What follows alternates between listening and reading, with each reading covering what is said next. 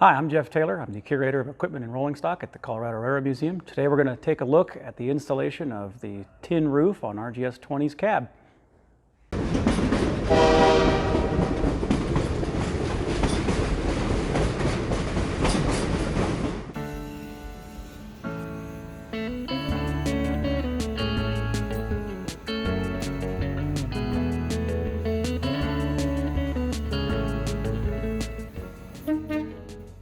Here we are pulling RGS-20 out of the shop so we can put the center roof tin on the top of the cab.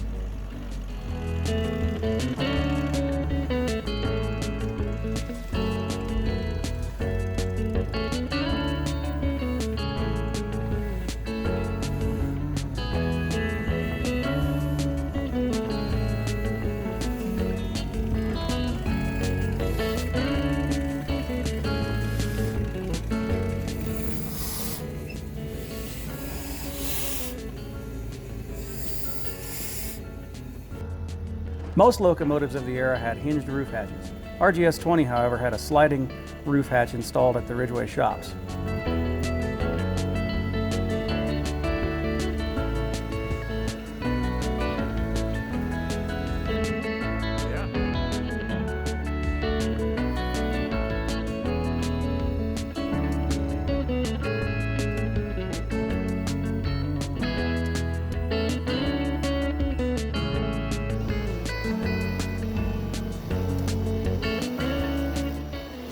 Museum staff had to build the design in AutoCAD after drawing up plans.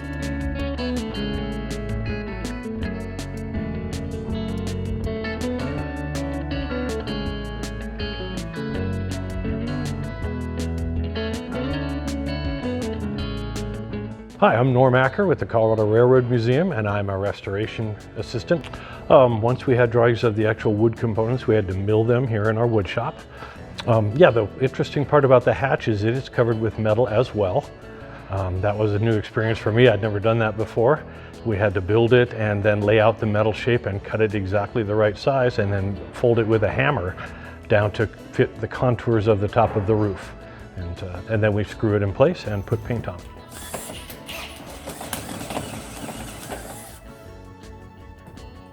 This one's going to be interesting because I had to dowel this one. This one's going to get a lag bolt. Well, the roof was bare oak. We made a cardboard template of the entire roof so that we would know where all the penetrations for the electrical wiring and the bolts that hold the top of the cab to the frame of the cab go.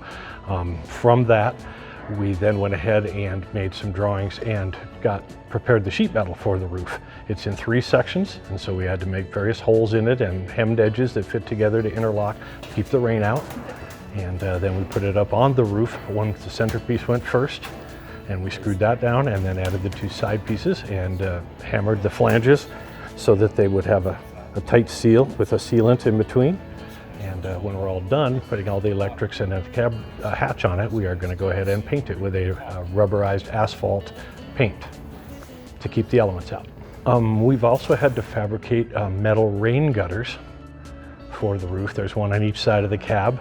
And we couldn't find anybody. It took us several months to find someone who could make those for us, and now we're finishing those up in our shop, and that'll keep the rain from splashing down on the fireman and the engineer when we're running in the wintertime or in inclement conditions. The next step in the process is going to put electrical conduits on the roof, and they go through into the cab. Yes, and that's Paul. He's going to do that Wednesday, Thursday, and Friday and next week. We've been priming the locomotive and the tender. The cab already has 2 coats of paint on it. It's waiting for the 3rd one. We have to paint the boiler, we have to apply graphite cooked to the smoke box, and we'll have to paint the tender, and then we'll be doing the lettering for the tender, which is going to be a big project. It's really worthwhile and fun to work on a project this historic and bringing something this old back to life and making sure it looks as good as it can for the time period that we're restoring it to.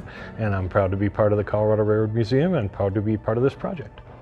Thank you, and continue watching for further progress as the restoration for RGS-20 nears completion.